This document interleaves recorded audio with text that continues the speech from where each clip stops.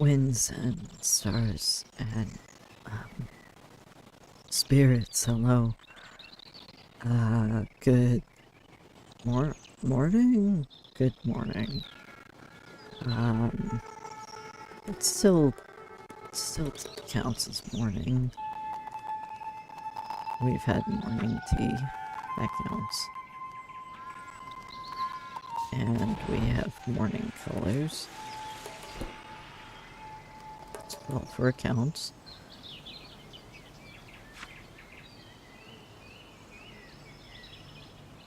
So today is market day, and one thing that this Khelim realized is market day means lots of items that have very interesting stories attached to them. And so I will eventually make my way that direction. I prefer grass over road. Although... Oh, hello, Hunter.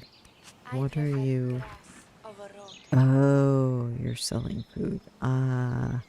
Thank you, but no thank you. I have to find my way back to the Crossings Market.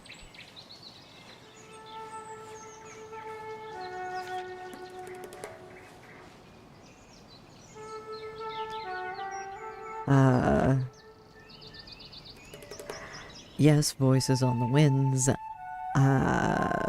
This one is feeling particularly extravagant today and spent the, magical reagents needed to cast the sulfur guy's, spell. Sulfur is a pretty color, okay? And has a meaning to it as well. Well, all of the colors have a meaning. I'm not one for, I guess you could say, color theory? Would it be considered color theory? Not one for magical... hello, can I help you? That's a giant cat. That is in fact a giant cat. Sit, play.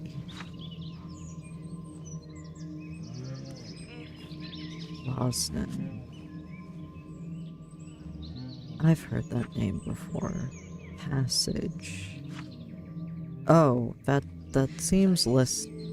well, the situation seems less good now. The eyes must win the eyes. Okay, early morning stumble into a clearing with a possible spirit. Seems wonderful. I believe the term is nope.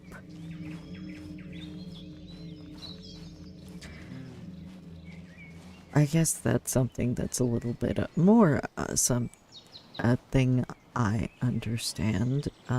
Spirits in the braided shore and lots of different kinds and magic that I also don't understand but know how to make it work. Vosnin is a spirit that I've run into before, where if you sit and play with him, you can become mesmerized and... Oh, what is it?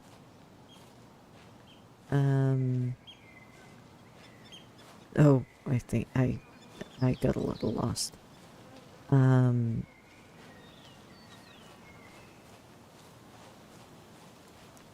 lose some of your life essence. At least that used to happen. There have been recent disappearances of Khelim and other creatures around here, so I'm not surprised that that might not happen anymore.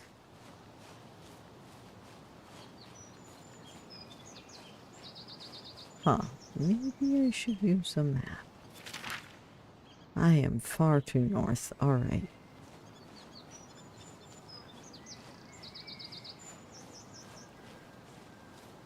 But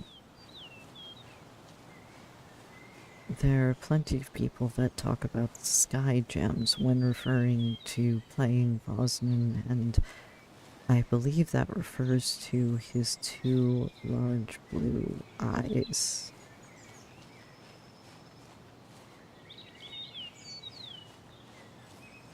Yes, I mean, I'm not going to assume that any spirit is going to know everything about every other thing, or that the voices in my head will remember all of the things that I've read, depending on whether I'm being followed around by spirit omens or just my own, annoying thoughts. But Vosnin and the Cloud both have been known to take some type of spiritual energy from the people that they play in Passage, and if you become hollowed out, you become something called a Hesem, which is not a ghost per se. Okay, Bandit, I really just want to get to my... I'm too tired for a fight this morning, please.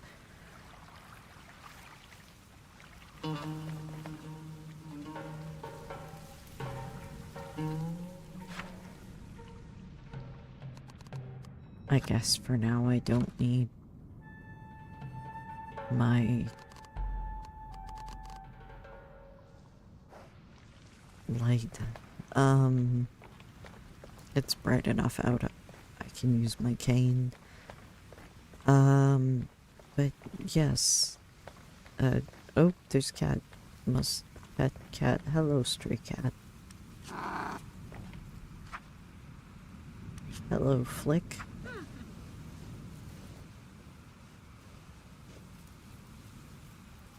But yes,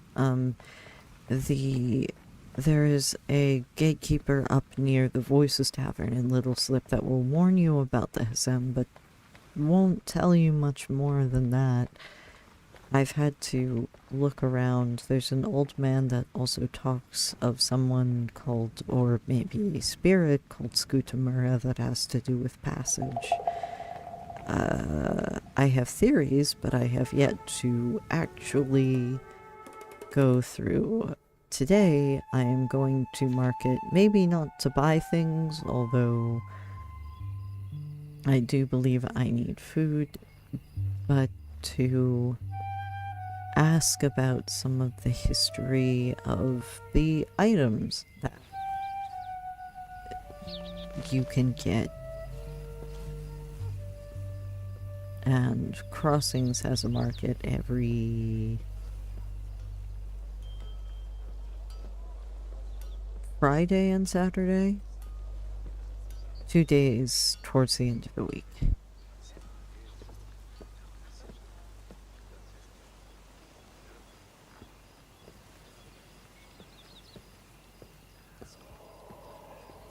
Although for now it seems... Oh, it is dawn. It's probably not open yet. That's okay. Oh, do I have anything to trade? I guess I can trade reagents, maybe? If I really want something. I don't know that I want much. Food to munch on, yes. Anyway, in the meantime,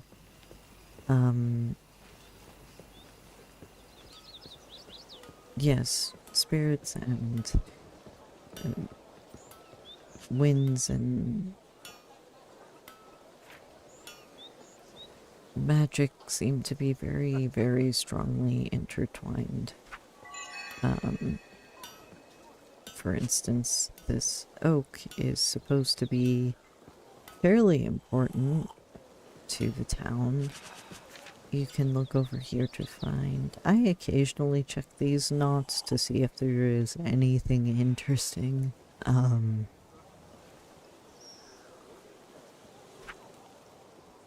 Like there is warehouse space available. I think that's up the road. Rain wanted. Contact Hamsey for I will have to check in on that because I think I know a miller that has grain.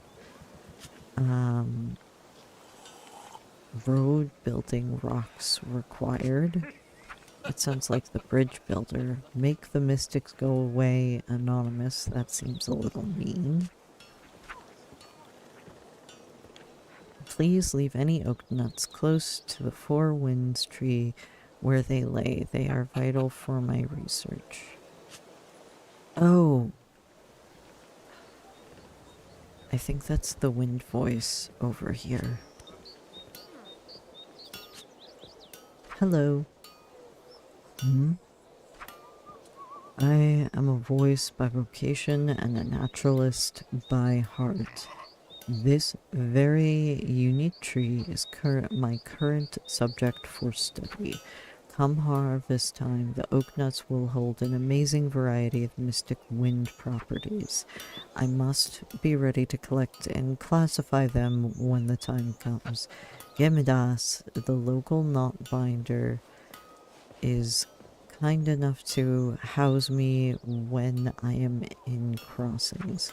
Have you an interest in magic knots and such? Visit her store and workshop by the old well. Oh yeah, I deliver... Thought her name was Knot Binder Ethel. I deliver her lots of things like shade resin. She likes...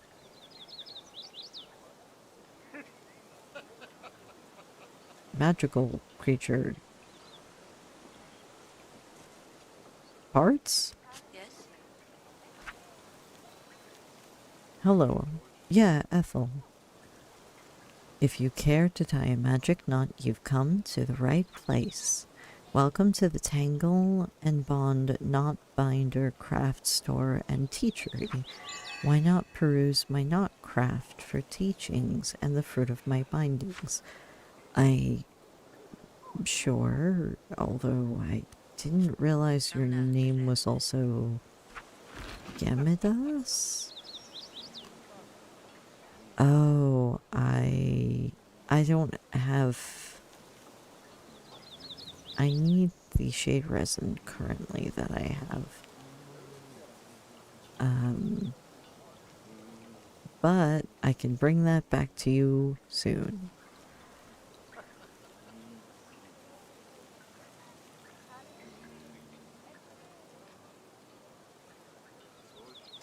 Are the spirits stalking the message boards as well? Someone mentioned the meta mason who posted the knot that was not happy about the mystics.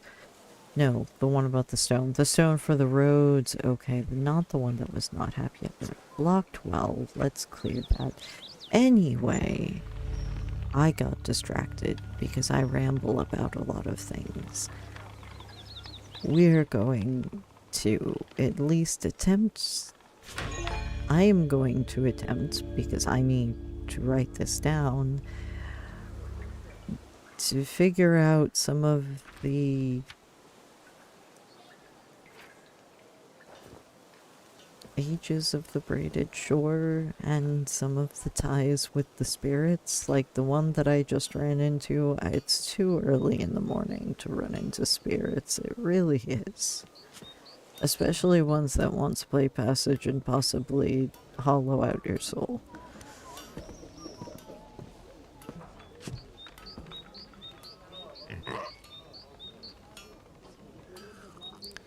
Instead, I'm going to sit and have tea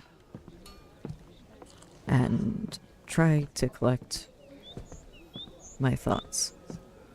So, historically, in the Braided Shore, without Professor Mirak's current findings, which Professor Mirak works for. Professor Mirak is a professor at Rivenleaf University who currently works on at least 2 archaeological digs in the Braided Shore. Outside of that, the ages I know of are the Elden Age, the Varim, the Age of Settlement, the Age of Dynasty, and the Fifth Age.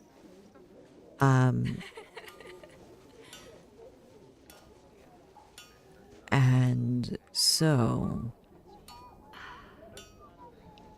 each age is usually marked by some large-scale event. And mildly worried that that might usually be a bad thing. The Eldens, which we know the least about because it's the farthest back, were a civilization that built all of the big machines and trains and figured out how to work master iron, which we still don't know how to do. And also, if you wander deep into the woods in Jadern, you can find some statues that mention them alongside what sounds like an excessive rainy season and Sephra and Omen within lost poems. Now, whether those poems are from the Elden, I don't know. They're carved into stone architecture.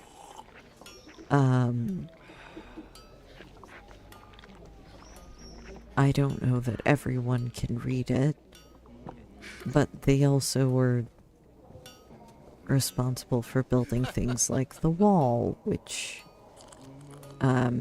locks off the eastern side, not of the Braided Shore, but the Deeplands from some place called the Unwound, which is a place where lots of spirits and other beings come from.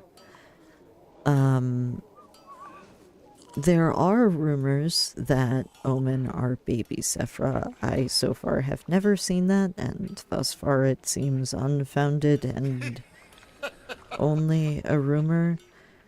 I would think that Professor Linnea, the spirit naturalist, would have said something about that by now, as I've talked with them is a lot.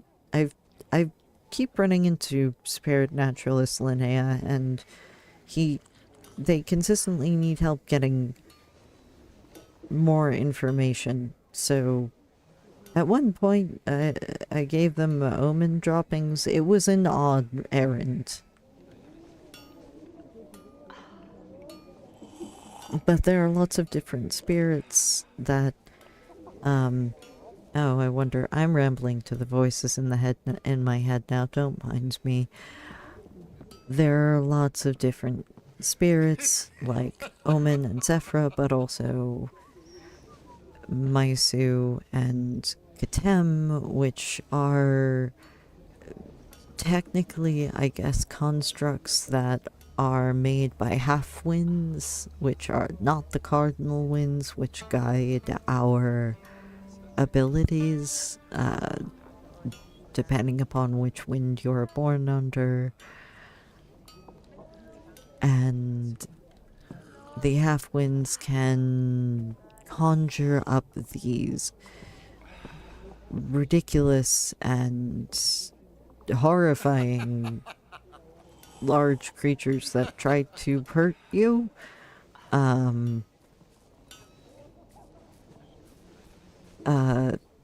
I've never heard of a legend that spoke exactly of how they came about, but the half-winds pick up drift wood and infuse it with malicious energy, these creatures will attack whoever and whatever gets near them. Omen are known to be small nature spirits and shy away from folk unless given offerings. Such offerings are sometimes put out at night by common folk who hope for the blessings of the omen. In addition to such blessings, which the omen may or may not give, the small spirits sometimes also leave simple gifts in return for folks' offerings. I ended up being gifted an omen pebble from someone who had a box of omen pebbles. I am still not sure if it is an actual omen or if something else is eating the honey leaf in my bag, which it is rumored to omen enjoy.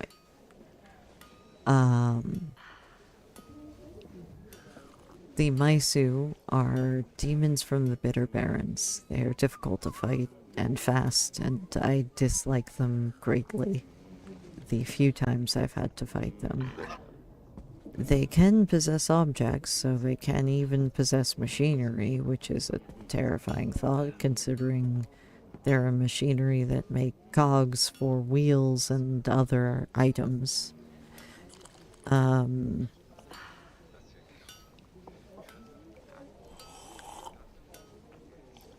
don't know that I would go simply as far as to say cardinal wins good, half wins bad, although that's the simplest way to think about it. The half wins seem to like to cause chaos, although they do seem fairly malicious, I guess. Apparently, Maisu can also possess dolls, which is horrifying because I am afraid of dolls. Nobody tell anybody that. Regardless, the Maisu are capable of complicated emotions, and I've noticed that as I ran into one bitter Maisu who did not attack and was very conflicted over their state of being. You can manage to calm it down, but be careful and don't get hurt.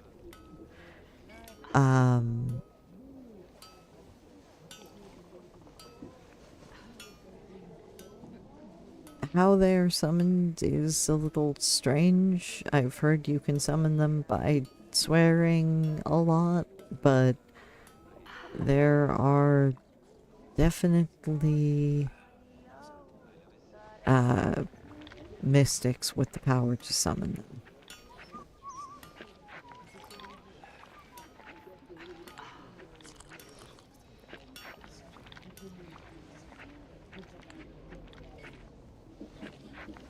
As far as other things go, Sephra are powerful spirits and nobody knows their motives. They seem to each individually have a clear motive for themselves that is unclear to everybody else. For instance, similar to Vosnan, the spirit I ran into earlier, the large black cat creatures surrounded by mesmerized passage players. The cloud in Little Slip at night also plays passage and will play against other people and spirits from as far as I know, and there's rumor that there is a way to,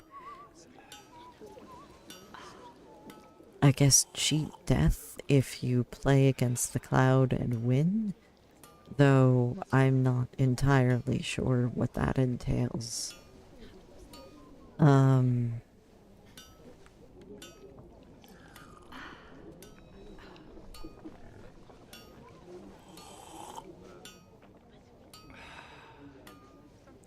Oh, sorry, I've been rambling a lot. Did someone ask what is that? If you're a teapot omen, I cannot tell because there are lots of teapots around. If you are another type of spirit, I have never met a spirit in this tea house, only in the Voices Tavern in Little Slip. The Maisu. Oh, alright, little disembodied voice. The Maisu that this one ran into was called the Bitter Maisu, or, well, was a Bitter Maisu. Personally, I've seen them in the burnings, but I've heard rumor that they can appear in other locations as well. Jadern specifically, but that's also dangerous because Maisu used to appear in Jadern. Currently, Maisu and Khelim seem to have disappeared and we're not entirely sure what happened to them. But it's still dangerous to go looking for them there. You can, I believe, also find them in Harrow Ledge, but I don't know exactly what's become of them. The last we spoke, they had told me to stay away as they are not completely in control of their emotions, so please be cautious if you're going to go wandering after a Maisu. But they are definitely, well, I wouldn't say they're the exact opposite of Sephra, as they are not nearly as powerful. I fear running into a mare that are said to be born of the nightmares of Sephra. That, however, is a rumor, as I do not have an actual knot with me that states it, I don't believe. But there is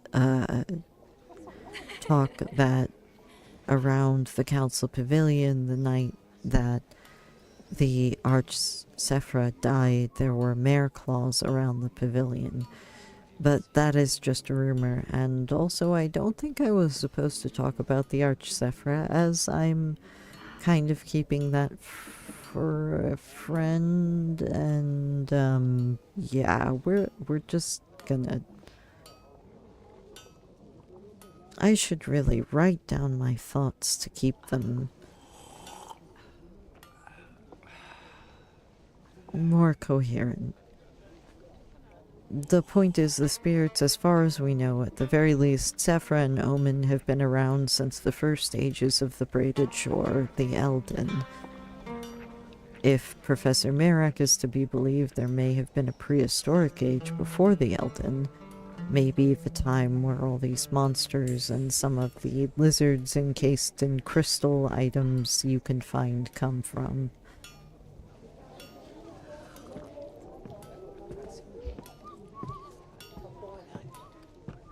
And there also may be a space of time during one of the eras of the Braided Shore, I believe it was before the Halzen dynasty, that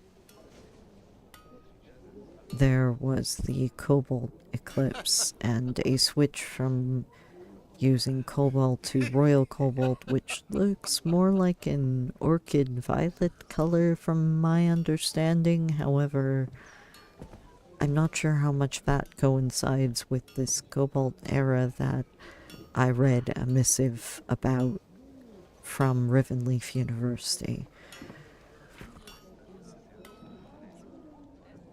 Either way, the spirits still have a large impact on the society and the Braided Shore, and since some of them have randomly disappeared, it has a lot of people worried as to what might be the cause. Understandably so. But there's also lore in food and a lot of stories that people will tell you about items they find and even not spells. Um, Speaking of which, I wonder if the market is open yet, as I haven't been in a bit and would like to see if there's anything that I have not. Ah, there we go. The Crossings Market's open. Now, I usually go to the Merchant Union's trader for items. Yes, like I have the Cinnabar cubed hanger. Out Eastern Wind Long Knot. What about this garment? This garment is made from an interwoven chain of knots that symbolizes the eastern wind. It is typical to wear these belts underneath one's clothing to strengthen the wearer's attributes connected to the wind in question. In this case, the eastern wind's power over truthfulness, justice, and influence. Well, that makes sense to a degree. Eastern wind also is very good at having spells that can transform you into an animal, which I guess maybe a natural honesty would be good for.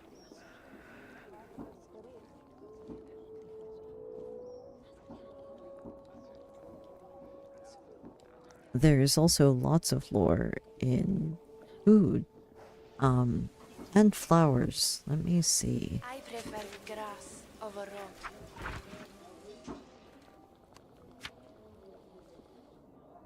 Let's see, a common flower wreath is simply a garland that talks about infinite life. Myrrh bloom. Unique to the braided shore, the myrrh bloom is in general found clustered on the edge of the forest, where it may enjoy the shade of a woodland canopy, while at the same time turn its face towards the sun. Those who know a little woodland lore call the myrrh bloom Pearl Hand. This is due to the myth that on a cloudless night of the full moon, it may chance that a myrrh bloom flower opens its petals to reveal a dew pearl, a precious drop of crystal nectar that is said to hold the power of granting a wish. I wonder who granted that wish.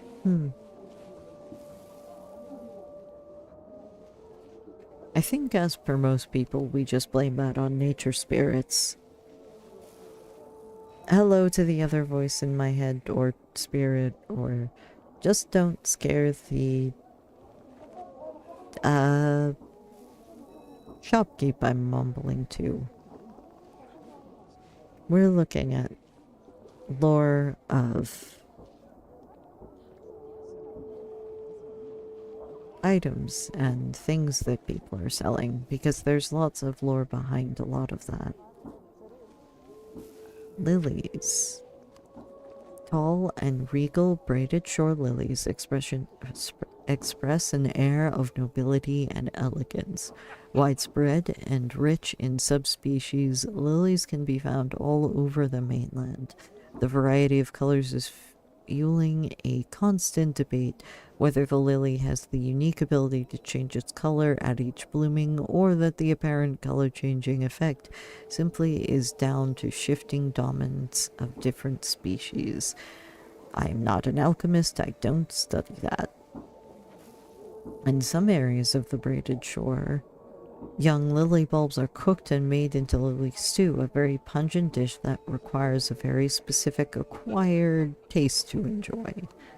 Ah, okay, so maybe not my kind of dish. Wild roses. The braided shore rose thrives only in the wild. It is not known why But in spite of the greatest care and attention, not even the finest botanist can keep the buds of the braided shore rose from withering on its stem when cultivated. As long as it is exposed to fresh wind and some sunlight, however, the flower of a wild rose may stay fragrant and fair for quite some time in a flower crown or hat bouquet, or pinned to the lining of a hood. The wild rose is often worn by nature folk and those who stand by the principles of nature, shunning the cities and the askin made. I'm assuming they mean askin made items. Let's see, there's a spice vendor. There's a vegetable seller. I do need to actually buy something to eat. Do you have anything that I may buy to eat that is not terribly expensive?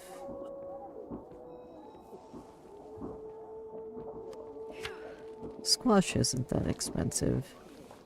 It is said that this was named by the Malkusu in honor of the proud warriors who squashed their opponents. Dan Arpanet, farmer and known liar. Well, it's nice to know that you are honest about that.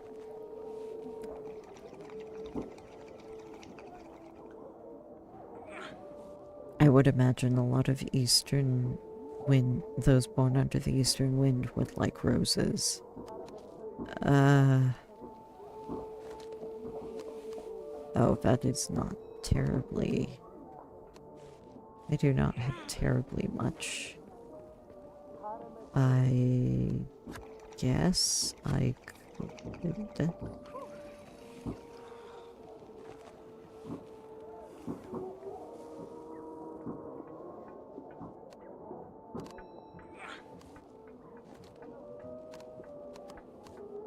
I guess I could trade some of these, maybe? Yes, okay. Bundle of sour roots. This jade root crop is a close relative of the common carrot, but with an incredibly sour taste. The sourness renders the tuber nigh inedible, but quite tasty when boiled into a sauce, together with sweetgrass or something equally sugary. Maybe we'll... How about apples? Apples are usually tasty. These are Eastern apples. Apples harvested from the age-bent fruit trees of the Deeplands. Oh, I've always wanted to go there. They tend to have a mossy, musky scent to them. There is a Deepland myth that tells of a golden apple spider. Oh, another Khelim wrote about this. That is reborn every 100 seasons from the fruit of a particularly old apple tree. The apple spider is claimed to sing rhymes of foresight while it spins webs of solid gold. That's a wonderful story. Why don't I have an apple? That sounds good. Ripe bag of okra. I don't think I can afford this. But about the okra, some folk around here seem to think that farming is as simple as putting seeds into the ground and then waiting for them to grow into ready meals. No, farming is like war. It requires strategy, patience, and experience. That is very true. Like two warriors working together in perfect harmony, so can certain plants do. Take the okra and cucumber, for example. The okra's flowers deter cucumber pests and attract bees, which pollinate them, both, and the cucumber. In return, the cucumber spreads vital nutrients into the soil, which the okra needs to grow strong. The two warriors work together to grow ever stronger, with the farmer as general dictating the war. Emek, first Malku member of the Growers' Union. That is a very interesting way to look at farming, and very fair. I suppose... if I maybe get some wheat. I think there was someone who wanted wheat.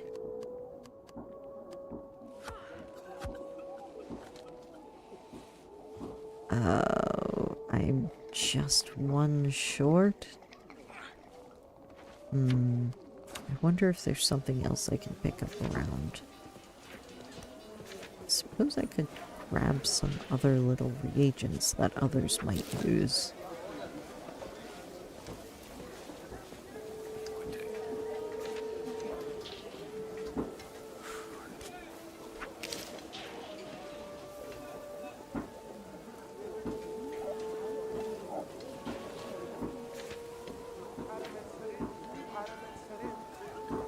The lore of the apple spider is wonderful.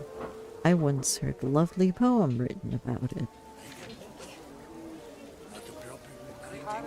Speaking of which, that makes me want an apple. They say an omen has a form for every type of mischief. Oh no, does that mean the teapot omen can transform into other different types of omen? That sounds scary. Oh, this is the spice trader. I will have to come back to you, as I do wish to know about your spices, but I also need to... Where was the person who was selling?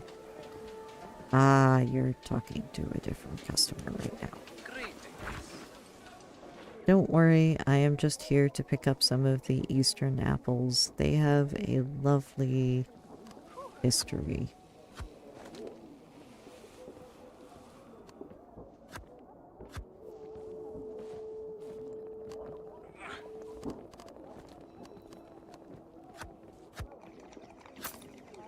Oh, that's a little over, but I really am hungry. Nom nom nom. Eastern apples.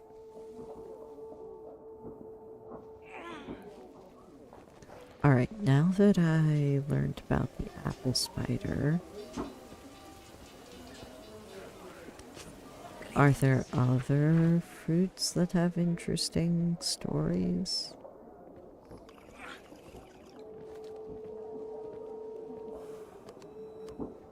Umber apples. Half-dried, precious cinnabar color of these apples has faded into earthy tones over time. Casa apples.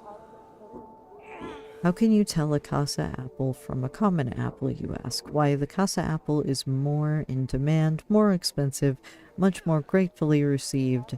What an odd question to ask. Anonymous fruit seller in Casa. I am starting to wonder if Casa just thinks it's better than everybody else. Though it is the biggest city in the south from my understanding. Package of dried apple spices. The most common and universally appreciated savory snack in the braided shore. Sprinkled with sugar and cinnamon, it makes for a delicious dessert. Well, now I want dried apples. And I just had an apple.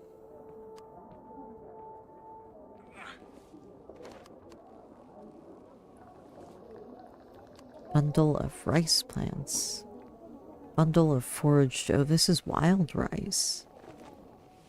Wild rice has smaller rice grains than their domesticated counterpart, but makes up for it with an edible stem and edible roots with that are high in protein and other nutrients. That's useful to know. Alright, well, you have a lot of apples. Potted cherries? I don't think I've had potted cherries. When the winds blow spring's flowery robe over the braided shore, legend states that around blooming cherry trees, Omen, Sephra, and other benevolent spirits are drawn to the light cinnabar petals that the spirits dance on the soft, dewy grass, while the four winds carry petals through the air, performing a dance of their own. Oh. So cherries are blessed by benevolent spirits, I guess. Good to know.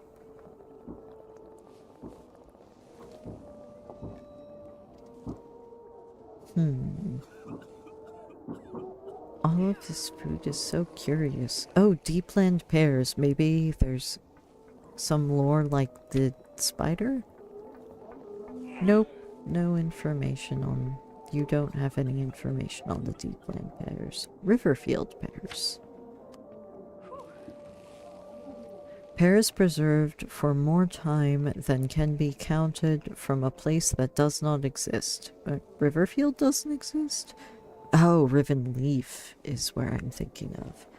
Perhaps Rivenfield existed once before they committed some unspeakable taboo, but if no one remembers them anymore, then did they exist at all? Oh dear, that's a horrifying story that comes along with the plan.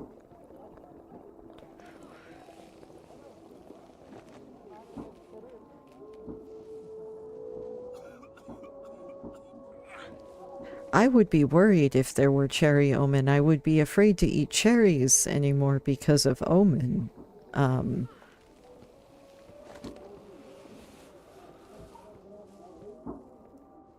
The voices on the winds are scaring me. I was talking about spirits and how things like Vosnin and the cloud can try to trick you out of part of your life energy, and now I have to be afraid of eating cherries.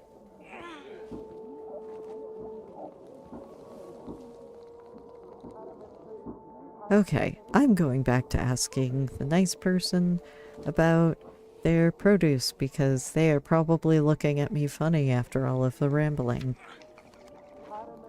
Pouch of wild marble plants, a collection of pale cave plants. Perhaps the winds once carried the seeds from an ancestor of these plants into a cave which they grew and changed for an unknowable amount of time.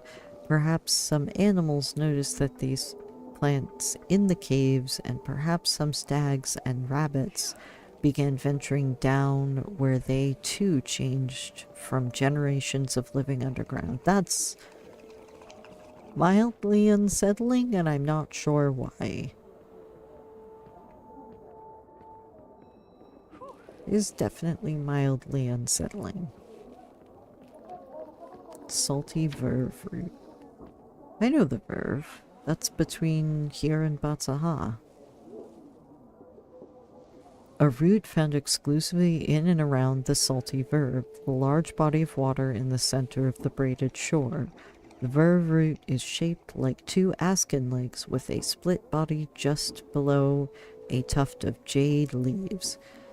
Sweeter variations of the root can be found on the beaches around the main body of water, while the brinier version grows on the ocean floor. Underwater, the tufts of leaves extend until it is long enough to gently float on the water's surface. Folktales say that the underwater type of this root was first discovered by the legendary adventurer Odon when he was diving for deep sea crabs. Well, that's the first time I've heard of Odon. This is why all of the lore about where you find the food is so interesting. I love the stories of the apple spider and then Odon, and I didn't realize Riverfield wasn't a place that existed.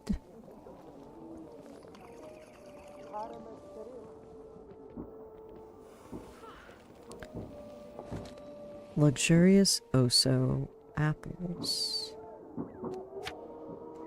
These tasty, coreless marvels of horticulture have a touch of cinnamon to their flavor. Chances are these fabulous fruits originated from the gardens of the blind tree keepers. Blind tree keepers. I'm trying to figure out more about the Sea of Despair and nasty spirits and possibly what happened to a certain poor Sephra in the council pavilion on one awkward, fateful night that I will have to ramble about when I'm not in the middle of the market, but now I need to know what a blind tree keeper is.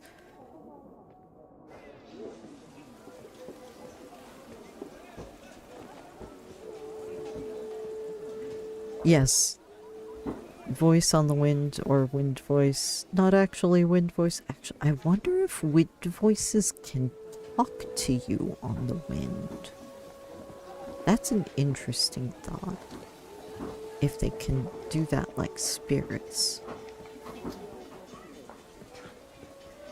The apple spider is one of my favorite lore. Alright, spices also usually have a lot of lore, so I want to learn about spices. I guess we'll start here. This is a bundle of sweet-smelling dried herbs. Mixed faintly, that's smelling faintly of vanilla. Travelers often carry a questionable scent. Imagine the surprise if you came smelling lovely instead. Lucina, perfumer by trade, artist by heart. Alright, well, I feel a little rude. I feel that's a little rude. We do travel around all the time, and I usually run a lot of errands for people, so I bathe when I'm not...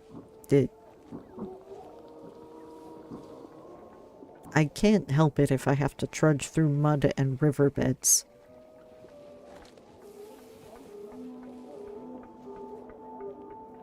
Could dandelion omen fly on the wind?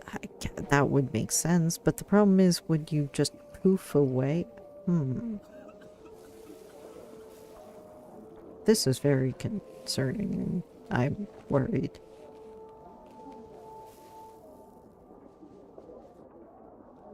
The voices on the winds are giving me too much to think about today, and so are these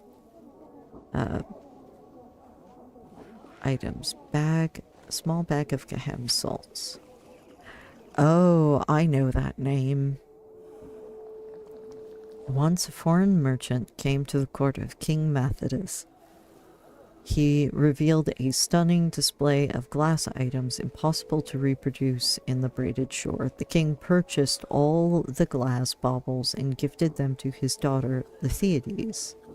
The little princess was spellbound by the glimmering glass and asked her father to make more. The king, not wanting to disappoint his daughter, asked his coarse mystic Aldebaran to create sand that could be made into glass. The mystic toiled for many moons in his laboratory, but it was for naught. Even with his brilliant mind, Aldebaran could only accomplish a sand-like powder unsuitable for glass-making. Dejectedly, King Methodus returned to his daughter and said that creating glass with braided shore materials was simply impossible. The princess shrugged, as she had forgotten all about the glass. That sounds like a child. Instead, she requested a new spice to make her food taste less dull. Aldebaran, who had tasted the product of his sand experiment earlier, presented it to the princess, who thoroughly enjoyed the new spice. The king congratulated Aldebaran and named the new seasoning after the mystic's last name. So Aldebaran Khelim was the name of King Methodus's court mystic.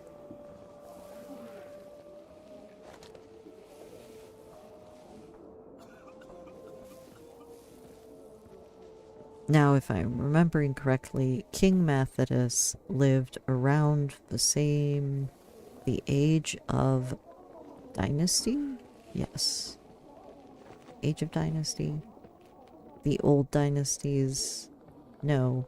Age of settlement, because the age of dynasty was when Issa Halzan and the Halzan dynasty took over. And it goes the Elden Age, Varim Age, the Age of Settlement, and during the Age of Settlement, many small kingdoms formed in the Braided Shore. Most of them were ruled by a single person. Those individuals became the founders of the Old Dynasty. There were many important and interesting old dynasties, but one was impactful beyond the rest, and is the one often called the Old Dynasty. The founder of the Old Dynasty are unknown, but the earliest known members of it are King Methodus and his wife Thelethen, who ruled from Casa. So this would be during the Age of Settlement, which would technically be the Third Age, if we're not counting some of Professor Mirak's discoveries from Rivenleaf.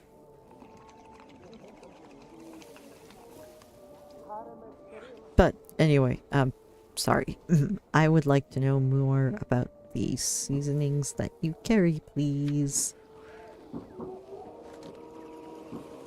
This is a pouch of imported gold salt, a pouch of gold dust. Such gold dust was first alchemically produced in the laboratories of Rivenleaf University, but the knots on this pouch ribbon suggest that the content of it was made in the factories of New Foundry. Gold salts are the latest in medicinal science and are often used to treat a wide number of different ailments ranging from headaches to arthritis. The gold salts can be mixed with tea and injected into the patient directly, okay, or generously poured into a bath to be absorbed through the skin. Gold salts truly have miraculous properties for those who can afford them. Oh, that is fair. That does look like it is. You would like to trade a rather hefty sum for that. Ancient spices. What are these ancient spices? This is, according to the knots on the package, a recreation mix of spices based on archaeological finds around Elden ruins. The veracity of these claims are unclear. I don't know that I want to risk that.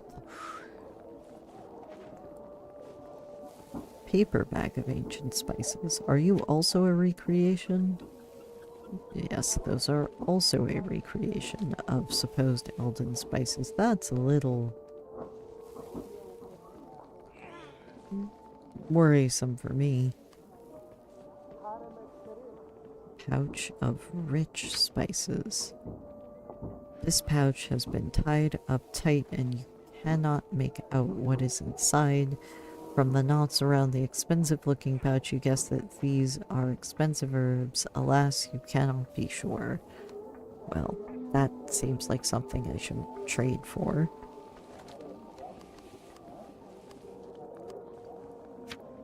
Pouch of rare spices. Pack of rare spices. Among noble houses, spice parties are the latest fad. These are gatherings where young nobles serve meals to each other, competing over who has been able to produce the rarest spice. It's a light-hearted affair, and while it is technically a competition, it is more of an excuse for folk to gather and try new, exciting food. That sounds nice. I wish I had time for that. Ceramic pot of cured olives.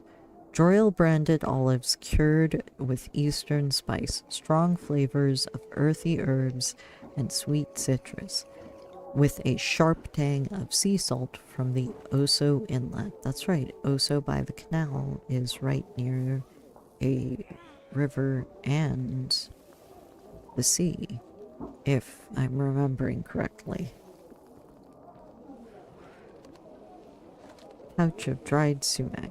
An awfully bitter spice taken daily twice for when muscles ache and when spirits break, or to paint your face when war you must wage. Dati Damsa, aspiring poet.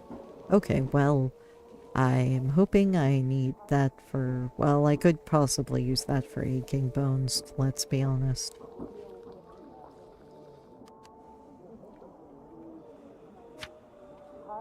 Large bundle of parsley.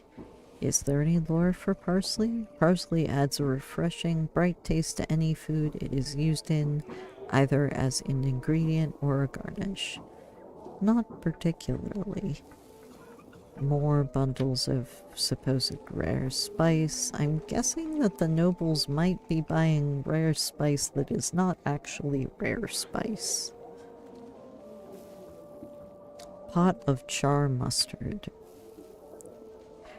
Folk legends tell of the charworm, which lived during the Third Age. She was a daughter of the great serpent from deep below, birthed from a silver egg. She possessed She was possessed of a gluttonous hunger obsession, and folk fled when she swooped down from the mountains to devour cattle, people, and even entire villages whole. So great was her hunger. Queen Lethiades, King Methodus's daughter, sent her porcelain knights to battle the worm, but none ever returned. That's when a lowly servant from Lethiades' kitchen asked for the chance to defeat the worm. Seeing no harm in letting him try, the queen assented. The servant left for his hometown, a small orchard in the west, and did not return for many moons. The queen began to lose hope that anyone would be able to defeat the voracious fiend that plagued her kingdom. The worm moved closer and closer to the capital, eating everything in her path. But just as the beast reached the capital, the servant returned. Halt, O great half-wind fiend, O great insatiable one, I beseech thee to allow this humble servant to attempt to satiate your appetite. The worm halted and snorted a plume of noxious jade fumes into the air. Very well, servant, the beast replied with mirth. Should thou be able to satiate me, I shall leave and never return. But if thou fail, then I shall devour this kingdom whole, starting with thee and thy queen. The servant, full of confidence, began cooking. The kingdom looked on in suspense as he added a char and sulfur-colored paste to the dish. The worm scratched her crescent-like claws upon the castle's walls impatiently. Thou must know that my stomach has no equal and that no poison can harm me. The servant did not reply. He simply continued cooking. When the food was finished, he presented the dish to the worm, who devoured the food, plate and all, in one bite. Her eyes narrowed as she tasted the dish, but she did not attack. I am not too proud to admit defeat. Thou have calmed my frenzied maw, and so I shall honor my promise to thee and leave. But only if thou reveal what the paste was that filled me with such fullness and warmth. The servant reached into his robe and produced a pot of char mustard. He told her that his family was poor, hungry, and cold, and would often only eat char mustard because it was so filling and gave your body a pleasant warmth even in the coldest of nights. The worm left, and the queen asked what boon the servant would ask of her as payment for his great deed. He simply asked to be allowed to continue cooking for the queen. So great was his love for her that he desired nothing else. She accepted his request, but also decided to take him as her prince consort in marriage. His family was never cold, poor, or hungry again, and it is thought that one of the locations in the west was named after the servant boy, in honor of his deed. Serenis, Wandering Storyteller. This is interesting because the orchard in the west is called Kuro Orchard, and Queen Lethiades is known as by the Khelim salts to have quite an appetite for food and spiced food herself.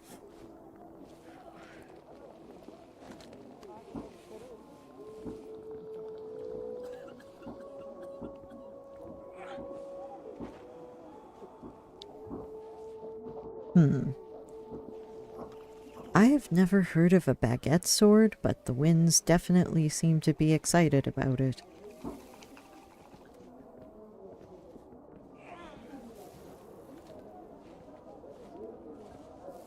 Yes, Kuro Orchard, I suspect, is the name of the servant, and it's also a place where you can find a certain particular blade if you're lucky enough to unearth it.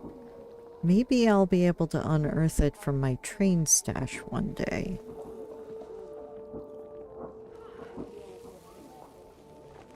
Is there a bread cellar here? Maybe I can find a bread cellar.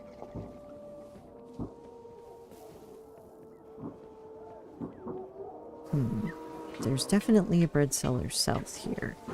At least I'm fairly certain. Mill worker, maybe you have bread? Bread of Deep Night? That's an interesting name for bread. The taste of this bread is ever changing because when bakers take part in the deep night rituals, they have a hard time keeping track of their ingredients. You never know what you'll get when eating this bread, but that is part of its charm.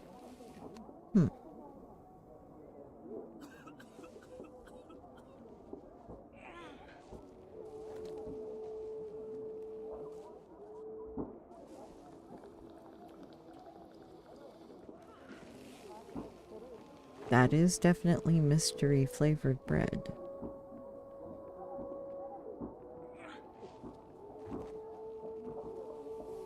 So, Voices on the Wind, the story is for the baguette bread that someone used them to fend off a pack of wolves, though it's not sure whether it was used as a sword or not. That's interesting.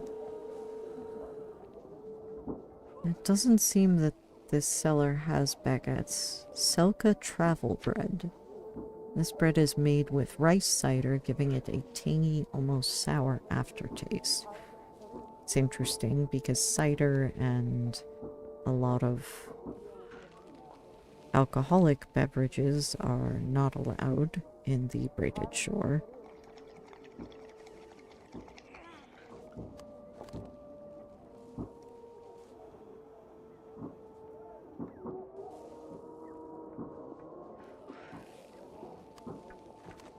Share bread. This bread is meant to capture the spirit of a traveler, something made to be shared and enjoyed in a group.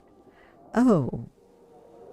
Well, I would pick that up, but I don't know that I quite have the things that I would like to.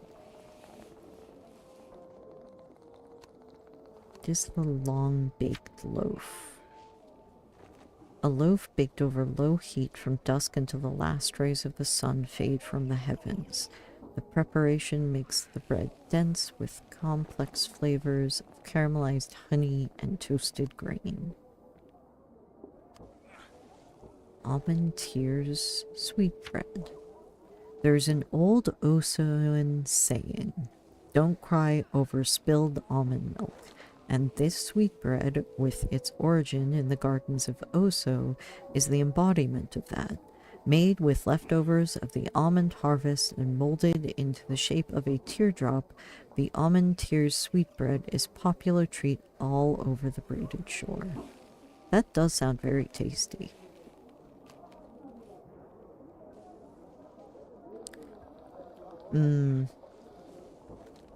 I've only had some of the Eastern Deepland apples, but I myself am getting hungry, that is fair. Although, I think if the sower has some seeds, I might be able to pick up some interesting grain, depending on what you have.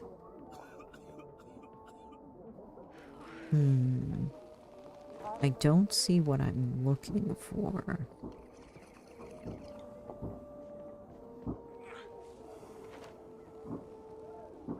Silk flower is interesting, though. A handful of seeds thirsty for arcane energies, which they absorb from the soil around them. Once enough magic has been absorbed, the silk flower sprouts pale sulfur blossoms, which are used as reagent by alchemists and mystics alike. I am curious about silkflower. There are seeds from the Windless Pavilion, but I don't know if I have those. I've heard of them. Maybe I left them at the bottom of my bag? Or in the trainmaster's stash?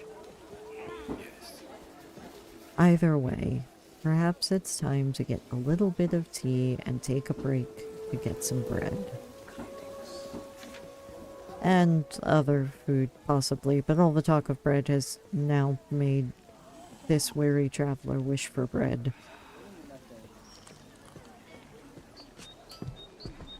So... Oh, hello, pig. There's an adorable pig that hangs out at this tea house. They are so cute. Let's drink some tea and take a break. I hope that the winds and voices and Omen also find some bread, or maybe even honey leaves. After a break, this traveler will be right back.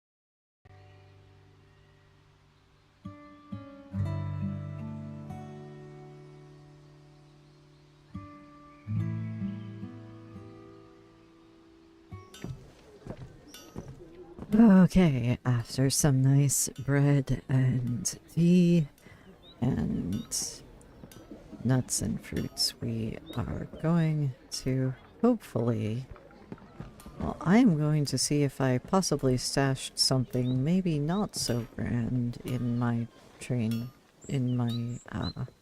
luggage stash, which may or may not include some cursed items. We'll see. I forget what I put in there.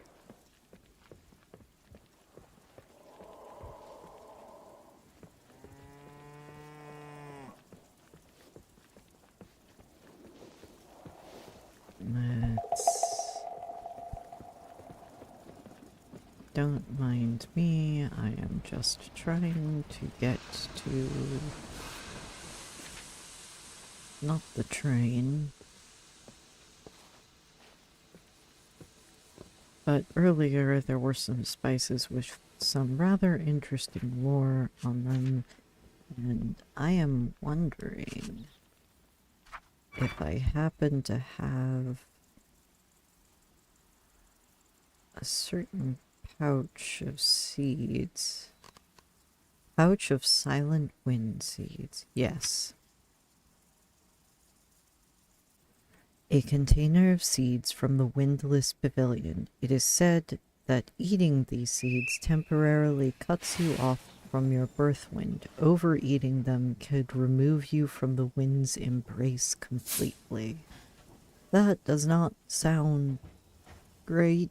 There are several stories about the windless pavilion.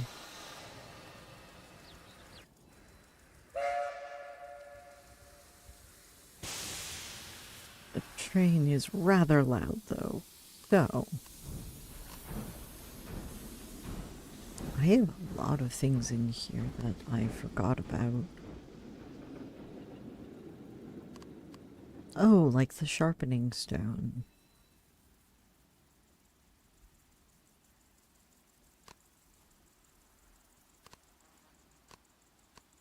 And the stolen tea pouch that I definitely forgot I had. Whoops. No spirits saw that place.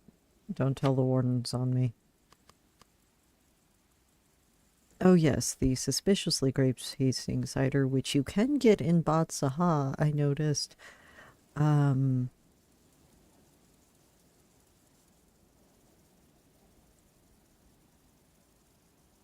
Probably the knot on this is probably a merchant being annoyed at the wardens. I am once again sending this message to demand that you Bataha wardens stop harassing me when I'm trying to sell my wares in the market. I'm well aware of the restriction placed on wine, but this is unambiguously cider. There are plenty of other cider merchants here peddling their inferior product, and they are all left alone. But the wardens decided to bully me just because I'm making cider from grapes. What's the difference between apples, pears, or grapes? Keep your thugs away from my stand and shove them up. Okay, and that's the end of the message. We're just gonna leave that. I did not realize that I also had interesting cider in my storage.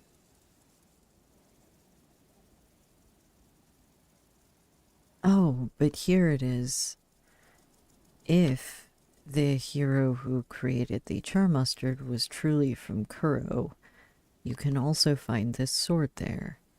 It's a rusty umber lump of metal that, if serviced by a skilled smith, could reveal a sword of great deadliness. Wondering if it's left over from...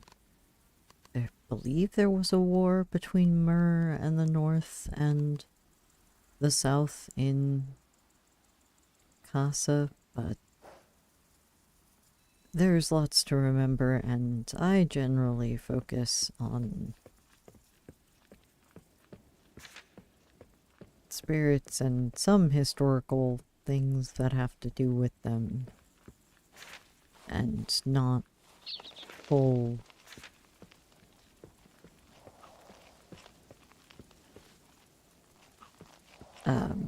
historical timelines, though I know several of them.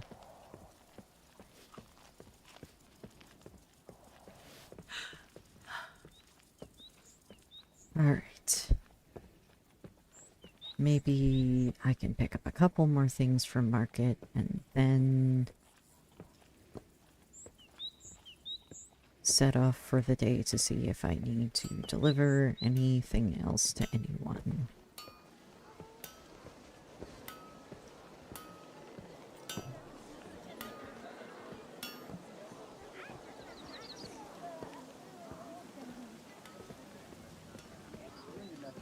Let's see.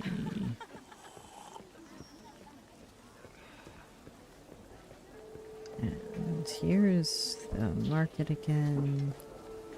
I think the one that I did not actually speak with very much was the sower was the one that I originally got the windless seeds from the windless pavilion from. Though they don't carry them often. They're much more liable to carry safflower. Safflower seeds. Any cousin would scoff at these seeds and call them a cheap imitation of the beautiful saffron grown in the southern fields outside their city. Despite the ire they instill, safflower seeds are a very popular ingredient in baking and cooking and are served as a cheap replacement for the delicate crocus spice. Oh. Have I ever seen crocus spice? I don't know that I've ever seen crocus spice.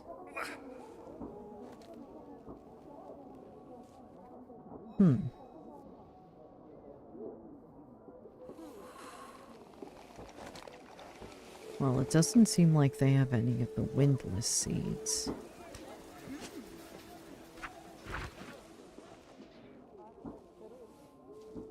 Oil drip bread, large sunflower loaf, pouch of tasty crusts. Just eaten and I'm already hungry again.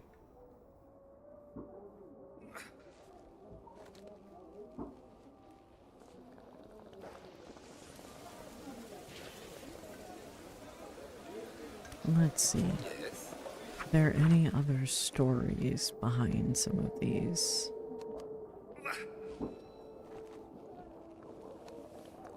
Package of Tisca grain. Tisca plants are best known for the way they release their grain explosively.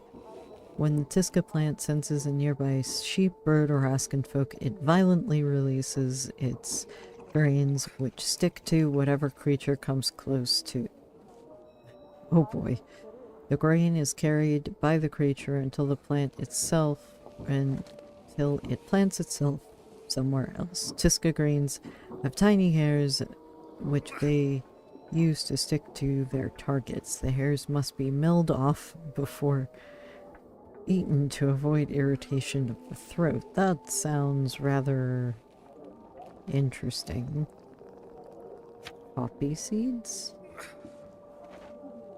Poppy seeds are a versatile food item which can be pressed into a nutty paste squeezed from poppy oil or eaten whole. I do like poppy seeds a lot.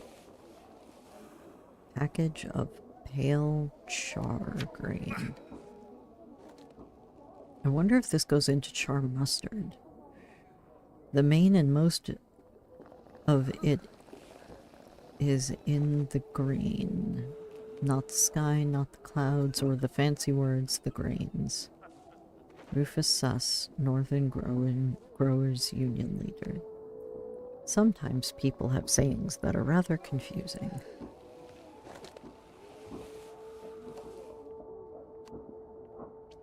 Pale cobalt grain.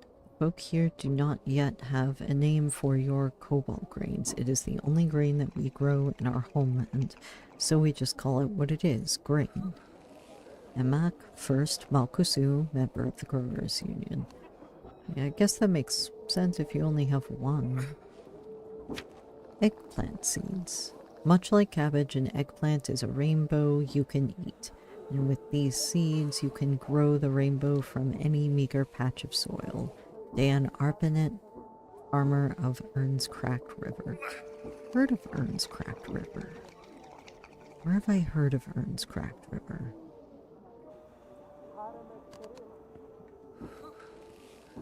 Oh, northern dates. Does this have any northern stories? Northern dates are surprisingly sweet, and while their Osoan counterparts are touted as the most luxurious dates of the braided shore, any date connoisseur would tell you that the ones grown in the sun-kissed hills of the north are far superior. Sounds like there are people that get very, very worked up over dates. Dates from Oso. An Osoan will tell you that dates of Oso are the finest in all the braided shore. Considered a luxury good by many, it would be rude to question whether the sugary fruits actually live up to their reputation. Apparently, some people are questioning it. Umber flax seeds. These seeds are tiny and smooth and deceptively easy to swallow down by the handful. Many northerners would warn you of overindulging, though, as they remember the tale of a poor Rivenleaf student who, it is said, ate so many seeds that a pale cobalt garden sprouted from his belly. That's unnerving.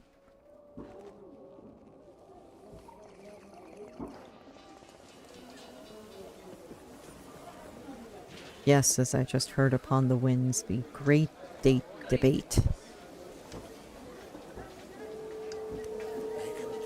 Actually, do you have any other spices?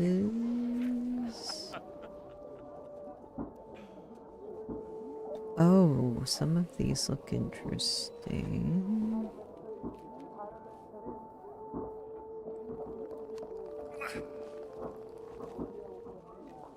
Ah, Hatma grass. I've heard about this.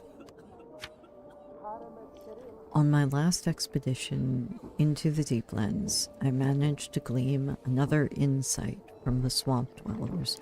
When we walked through the wet marshlands, I was continuously assaulted by all manner of bugs, leeches, and other parasites that were after my blood. But when I turned around to my two Deepland companions, I was baffled by how the blood-sucking critters completely avoided them. Like someone from the Subo family avoids social interaction. Well, I like to avoid social interaction too, thank you. I asked them how they were so untouched, and they gave me a few strands of what looked some kind of zigzag grass. The grass tasted like bark, but I managed to keep it down, and as if the winds themselves had blessed the air around me, the insects now retreated from at the mere sight of me. After further research, I theorized that the Hatma grass, which I have named after one of my guides, gets into the consumer's sweat glands, and the bug repellent toxin in the grass starts being expelled along with the consumer's sweat. I must make a note to stock up on more of this herb before my next expedition. Pharaoh Lang, Professor of Herbalism and Natural Medicine at Rivenleaf University, is the knot on the package. That is interesting. I've had Hatma grass before. I guess it does do that.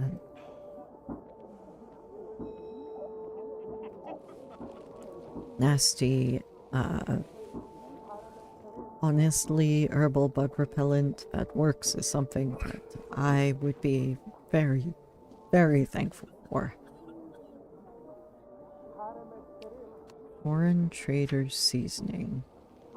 Referring to my previous research on the matter, food and plants in hot and humid climates are more quickly set upon by insects and mold. Plants that are considered more spicy, however, appear to take longer to decompose. This could explain why spicier plants grow in hot climates, using the spice as a deterrent to ward off smaller creatures. Viten Lang, Professor of Herbalism and Foreign Cultures at Rivenleaf University. So it appears that there are several Len scholars that work at Rivenleaf and usually in the herbalism department, but some work with cultures and other others work with natural medicine? That is interesting. Pouch of unusual casa spice. This unusual spice's exact taste is hard to pin down. Instead, the pouch is a cinnabar and marble. Inside the pouch is a cinnabar and marble powder. The powder is quite tough and feels odd between your teeth. There is a stamp on the pouch resembling some sort of shellfish with larger claws. Sounds like a lobster.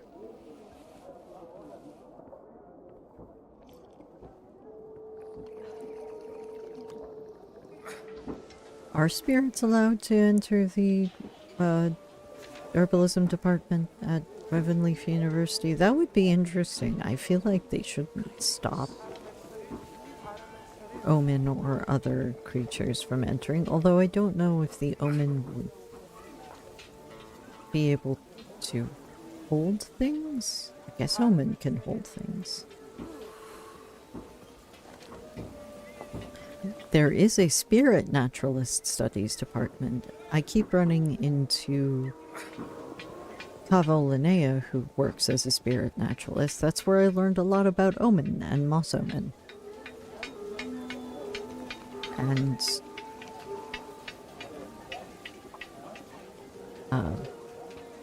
just Omen in general. Lots of Omen. Any interesting vegetables?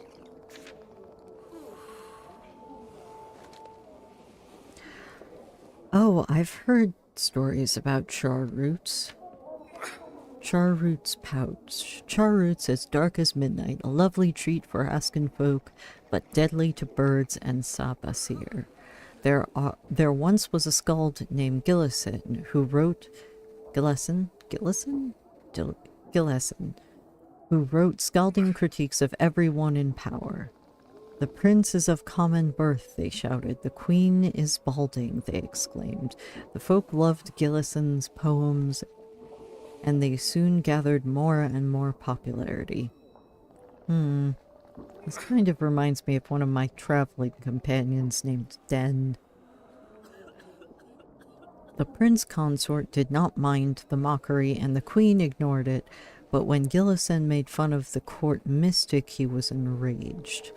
The court mystic is a sham, Gillessen cried out with a smile as they were carried away by guards to the people's disappointment. The court mystic brought Gillessen in front of the queen and asked her to execute the skald for their disrespect. The prince advised against it, and the queen took his counsel.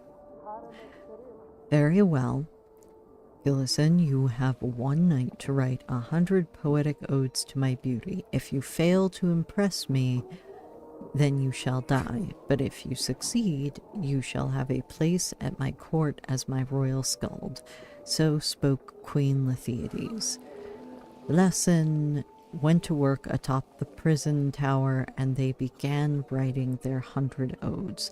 The court mystic was further enraged and decided to sabotage the bard's work. The court mystic transformed himself into a sparrow and sat upon the prison tower's windowsill and chirped all night, with the aim of disturbing Gillessen. Gillessen smiled at the bird and took a small pouch from their bag, from which they ate a small char root and offered some to the sparrow. The court mystic, who didn't want his cover to be blown, ate of the char root and immediately began coughing. He flew away from the tower and transformed back, which saved his life. Come morning, Gillessen presented their 100 odes to the queen, and she took them as her personal skald at once. And from that day forward, there was not a day that went by without the court mystic having to endure Gillessen's scalding mockery firsthand. Serenus, wandering storyteller. I've heard at least one saying by Gillessen, but lots of stories about Queen Lethiades and liking spices.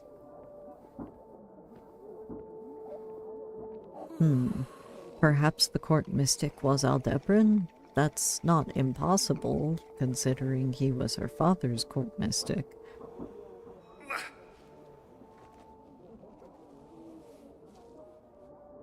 Well, considering that this tail seems to be knotted around the pouch, I would think that the fact that it says deadly to birds and Sabasir right here would say that it would not be good for them. So I don't think you have to worry, Spirit or Omen, who is mumbling to me that I can't see you as worrying, but it is interesting to see a lot of stories about Queen Lethiades tied up with food.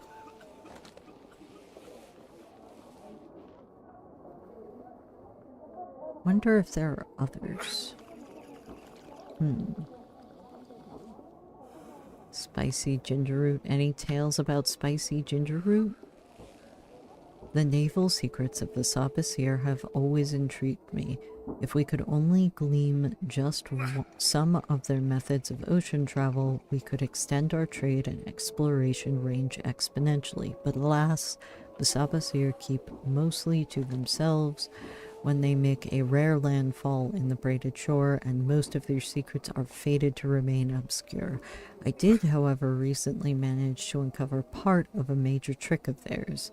Folk report seeing strange wooden pots hewn into the railings of the Sabasir ships. Much speculation in foreign culture study community has been had about the contents of these pots. Everything from edible worm cultivation to rumors that the Sabasir simply sustain themselves by eating dirt from the seafloor. It's odd. I reckon, however, that I have found the answer. In my theory, Sabasir grow roots of ginger to ward off scurvy and other vitamin deficiency diseases. That is brilliant. Everything would line up if not for the Sabasir producing enough fresh water to grow their roots. Evidently, further research must be done into the area, but I feel as if we are close to a significant discovery. Chen Lang, Professor of Herbalism and Foreign Cultures at Rivenleaf University. So probably Pharaoh Lang and Chen Lang are related? Maybe?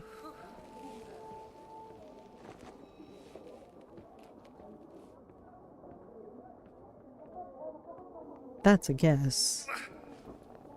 But the ginger root theory is interesting.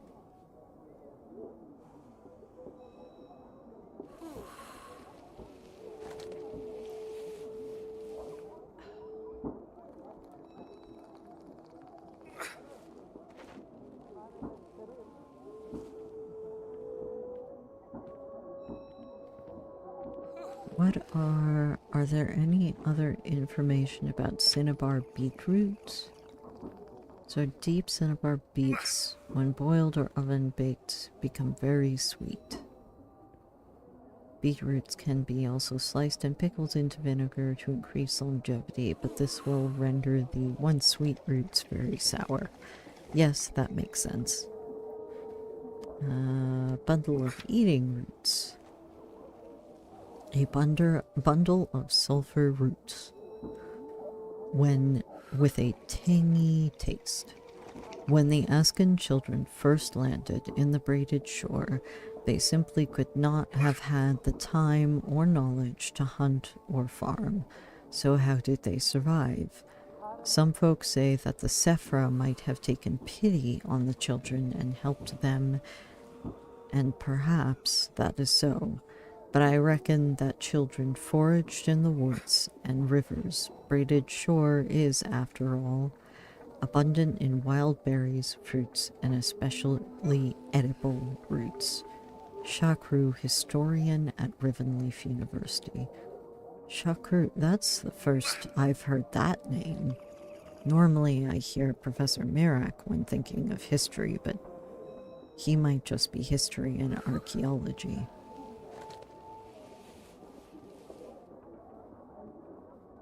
Do I have the... Don't know that I have the knot or the disc that has the story about the Askin children first coming to the braided shore. Supposedly, the Askin ships that came to the braided shore during the Age of Settlement, the Third Age, were all children. So the old dynasties were built up from that, which is a little scary to think about.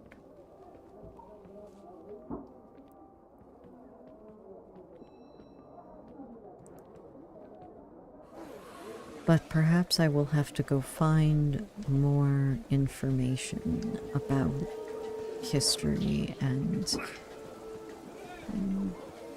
ramble about that to myself tomorrow.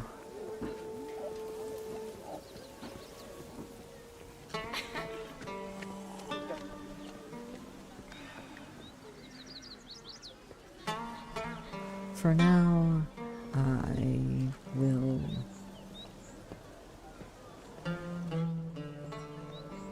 see if there are other knots perhaps I can pick up from the knot binder later and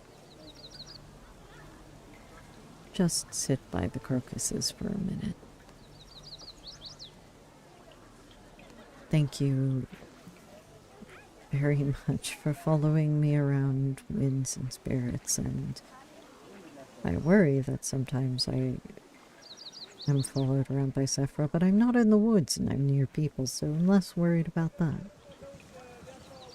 And my lovely voices that accompany me in my head. And to anyone else, safe travels.